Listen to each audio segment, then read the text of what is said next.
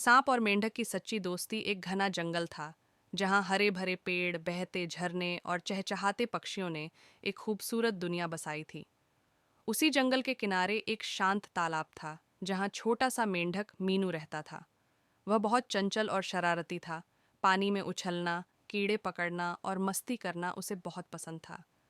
उसी तालाब के पास एक लंबा सांप सोनू भी रहता था, जो अक्सर अकेला रहता था, क्योंकि जंगल के बाकी जानवर उसे खतरनाक समझकर उससे दूर रहते थे।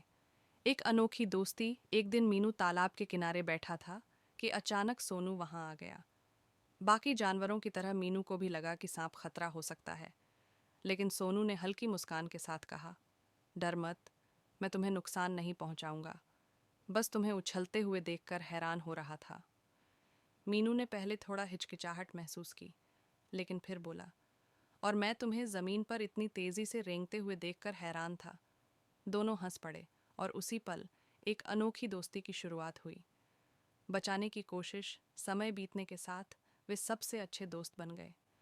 मीनू सोनू को तालाब में खेलना सिखाता और सोनू उसे ज़मीन पर तेज़ी से चलने के तरीके बताता। वे एक दूसरे का मजाक उड़ाते, हंसते और साथ में समय बिताते। लेकिन जंगल के बाकी जानवरों को उनकी दोस्ती पसंद नहीं थी। सांप और मेंढक की दोस्ती नामुमकिन, सब जानवर आश्चर्य से कहते। एक दिन जंगल में बड़ा खतरा आ गया। एक विशाल बाज शिकार की तलाश में तालाब के पास मंडरा रहा था। जैसे ही उसने मीनू को पानी में देखा, वह झपट कर नीचे आया। मीनू को खतरा महसूस हुआ, लेकिन वह इतना तेज नहीं था कि भाग पाता। उसी पल सोनू पूरी ताकत से उछला और अपनी लंबी पूंछ से मीनू को तालाब में धकेल दिया, जबकि खुद बाज के सामने आ गया।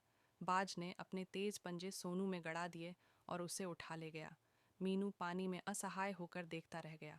बलिदान और जुदाई। मीनू चीख कर बोला, सोनू, तुमने मेरी जान बचाई, लेकिन खुद को खतरे में डाल दिया।